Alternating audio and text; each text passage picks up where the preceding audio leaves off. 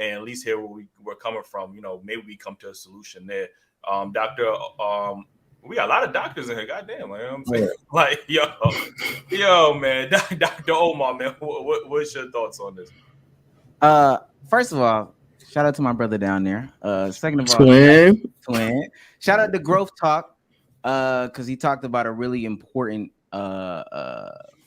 program in Atlanta that targets like young Black boys in the city. Look, I think for you guys specifically, you missed a lot of what he was saying and brought it as personal attacks to you, when a lot of the times he was talking about the collective. Right. I think that was the main thing that I got out of it. Now, some things he said, of course. Ju, you good? You sleep? Oh, you good? Okay. I just want to make sure. He do look like he was asleep. Like, he looked like he was asleep. He looked like he was sleeping earlier too. I'm not gonna lie to you. You on mute. Just instantly dropped. Instantly head nod. My fault. No. You good. But I think he did. There's some points. Dr. Umar he goes out there and he's very boisterous and he's gonna cut you off because sometimes you just need to let people talk. But from the communal aspect, I think what he's talking about is if we can acknowledge that there are these young Black boys who are going around fatherless, aimless, hopeless, guideless, right? Somebody at some point, somewhere has to place hands on them. And not saying that you guys have to build a school. Nobody's saying that. I wish Growth Talk, I shout him out, but I wish he would have did this much more. If his statements were focused more on what the collective efforts are, all you got to do is Google them. I think some of the biggest people in my life specifically were the people from random mentorships programs, 100 Black Men, Big Brother, Big Sister, Corporation of America. I had doctors in my life, just random people that were able to, even if it was for a weekend, hey, let me extend this to you, let me do this for you, and then send you back on your way. I understand there's a struggle between moms, women's, and people feeling comfortable with their kids, but these are just like everybody having heightened emotions from social media. That's the way that I personally see it. That's the way I personally see it. I think y'all did say some things that were wrong. I lost my notes. I've been sitting back here for a long time, but yeah. Appreciate you though. We need them notes, man. We want to know, man. What did you disagree? Like, you know what I mean? So I think there was Ace was talking about the contradictions. I think that those were taken more as personal attacks as opposed to what was really contradicting his earlier points. Some of the things, though, I do think Dr. Umar was wrong, but again, it wasn't more so towards you as an individual, you as a person, you this, that, and the third. I think that it's just more to the general thing. I think that a lot of times, because I've been watching you guys for a second, but then you guys fell into the trap of like the Fresh and Fit type of podcast, in my eyes, where you got a bunch of birds on the podcast who couldn't elaborate themselves in a well enough fashion, and then they caught themselves into an easy trap and could never get off of it. But I do want to stop you right there. There is this misconception that we go out our way to find low quality, according to people, women to represent, and this is incorrect. You know what I mean?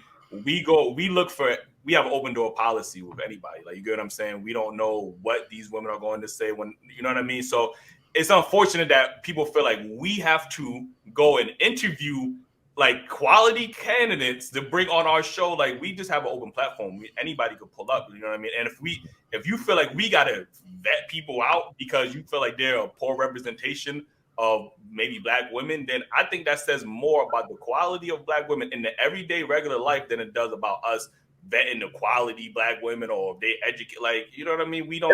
Isn't that kind of what Umar was saying though? You shouldn't have to weed out the Pookies and Ray Rays. It should be no Pookies and Ray Rays.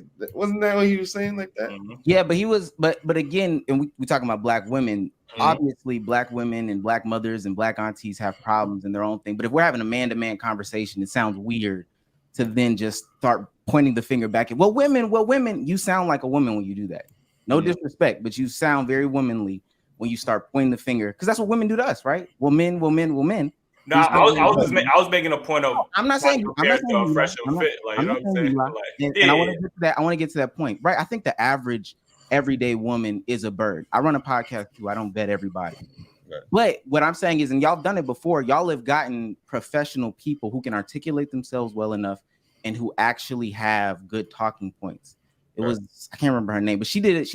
It was a solo. It was y'all three and this one woman. She had like black hair and I think she had glasses on, but she was a good sexpert. That's exactly what it was. She did a great job of articulating herself. The Haitian woman who was dressed like a black woman who was saying all the, she was a terrible representation. He's a terrible representation. It's not y'all's fault. People are terrible representations.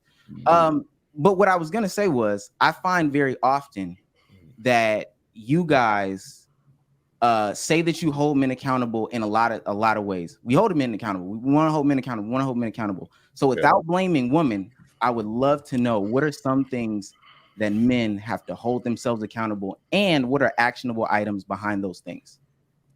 Yeah, I've talked about this before. I think I find that men, especially young black men, they have a lack of passion and purpose within their lives right now. Like, I mean, they're motivated by materialism. I think we need to hold more fathers accountable. I always try to do my best of bigging up the quality fathers that I see in my personal life. I can't speak to, other fathers and stuff like that. We've talked about Pookies and Ray Rays a ton. We've talked about why women glorify these Pookies and Ray Rays. We talked about drug dealers, how they are a detriment. These drug dealers, scammers, those quality of black men are a detriment to our community specifically.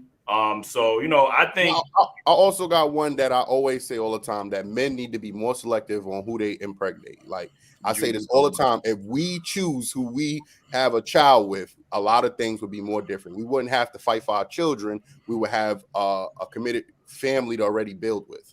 We say this all the time. And the elephant, my fault.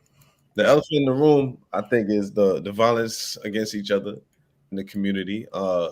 Brothers need to start looking at each other as brothers. You know what I mean? Because they don't go to other communities with these same kind of violence. You know what I mean? It's like kind of like code switching. Like you could go to another community and behave yourself, not shoot nobody, but then you come back in, there's a problem as soon as somebody. Everybody an op play, yeah. You know what I mean? So I think that's a big one in our community, especially. Like, and we also speak on how men need to embrace, parts of their emotional side, like be willing to speak or ask for help. But a lot of those videos don't get no views, don't get no likes. You get what I'm saying? So you'll blow right past that. We got a video where I just even expressed how I had a touch starvation where I didn't understand that I just needed somebody to hug me or tell me that I was doing good in my life, and that shit just. That nobody cares. You get what I'm saying? Y'all had a great video where y'all talked to dude about mental health. I feel like those videos are great. Understandably so. I know what goes viral. It does go viral when you talk to these shenanigans. It does go viral when you compare the black community to other communities as if the black community is the only community that goes through these things. But y'all talked about some of these things, and that's why it escapes me how Umar's points went over y'all's heads. Y'all talk about some of the things in this accountability segment, and great job. That are holding other people accountable, creating community based off a commonality of like values and stuff like that. Some might say it's religion, some might say it's class, some might say it's a bunch of different things. But ultimately, you talk about those things. But in the same breath, people like Eli, man, I should just be worried about myself, man. If me and my kids is good, if what I got going on, if I don't select the shenanigans, then I'll be good. What I'm saying is I'm focused on like-minded individuals, just like Umar is focused on like-minded Pan-African individuals. You know what I mean? He's not worried about the people that's not Pan-African. He only worried about the people that's Pan-African. So what I'm saying is I am focused on like-minded individuals that have done the work, within themselves that I can build with, and other like-minded people can build with without having to worry about, taking on the burden of someone else's trauma. That's what I was speaking of. And originally, the whole concept of the conversation was that he said verbatim, I tell black women when they go deal with continental Africans that they can't talk to them in the same manner that they talk to black American men. That is what I think, for me personally, put a trigger in my head is, again, why do we have to tolerate poor decision making and behavior when you know that you're perfectly capable of going to the next man and turning that switch off? But You do know what you? I'm But saying? do you? Hmm? Do you have to tolerate it? It damn near seems like I have to tolerate. When I say I asking don't have to you, tolerate, in your I get personal life, people in like your you that personal say, life. "Well, you're responsible for X, Y, and Z." But I'm asking I don't you have in to your tolerate personal life. I'm asking you in your personal life. Do you have to tolerate it? I don't know. I don't tolerate it no more. No, absolutely not. So But I'm getting pushback when I say I shouldn't have to tolerate it. You're fine there from that perspective. I again, there's some things that I disagree with him. Jew, I'm assuming you don't tolerate it either. Family man, happy, all that stuff. I'm assuming Ace doesn't do it either. So you don't tolerate it? No, my girlfriend in the other room. We're good. She's black, beautiful, natural, all those things. Let me also say this: Umar is actually married to 2 women. I want that narrative to stop in the chat. Not defending Umar. Got to stop that as a corny ass narrative. Yeah, 2 women. Can I share a screen? He is. He's married with 2 wives. I mentioned that. I didn't know they were married, but he said if he were married, it would have to be to 2 black women. That's what he said. Yeah, he had I remember saying if he were married. If that's what he said. He said if I were married, that would be to 2 black women. His proposal and his ceremony is recorded on his Instagram page for people that want to continue to see. I know somebody will say, oh, we can't believe that it's for show. Yeah, understandably so. I get that, I guess. But ultimately, I got his number. I'm about to text him like after this show, like, yo, you married? Like, yo, I'm saying, like, he's gonna be in bed with his 2 wives, and he's gonna. But ultimately, and I'll end it here because ultimately, I think that you guys preach community, which is great. I think community and actual teaching extends outside of the podcast setting. I know how they're run. Like I said, I do them. It's meant to create titles, clicks. You get paid from this. And it's cool to get paid from this. I'm not gonna lie. But programs like Growth was talking about, getting from behind the computer screen, actually going out there, because some of them kids are getting dropped off. Some of the ones with the strap, if it's 8 of them, it's at least 2 of them that don't want to be out there. I don't know if y'all ever experienced one of the little hard kids that actually need glasses. He's a nerd in real life, but he's just looking for some guidance. But because his 2 neighbors are thugs, he got to be a thug. So if you get out from behind a computer, go to these programs, just give them a little bit of time. Y'all got clips and stuff. Y'all got shorts and stuff. And I don't want to get too personal. Are any of the clip editors and shorts editors and thumbnail makers, are those young black boys for y'all? They're not young black boys, but they are black. They are black men. They're black men. Okay, that's cool too. I like that. Mind you, we still working a 9 to 5. We do this. We still not there yet. We don't have the leverage to say, oh, get everybody in the community to come help. We're trying to get to that point, and hopefully when we're successful enough, we could make that reach. You don't make it that big. I'm just asking for a Saturday. No, but what I'm saying is our goal. Our goal is we're using our voice to then become a staple, then change it. And New York thing is different. There's nothing free over here. And we don't have the resources to make anything like that happen. So I just want to let you know that what you may think, or whatever community you from, where I'm from. I'm from Atlanta.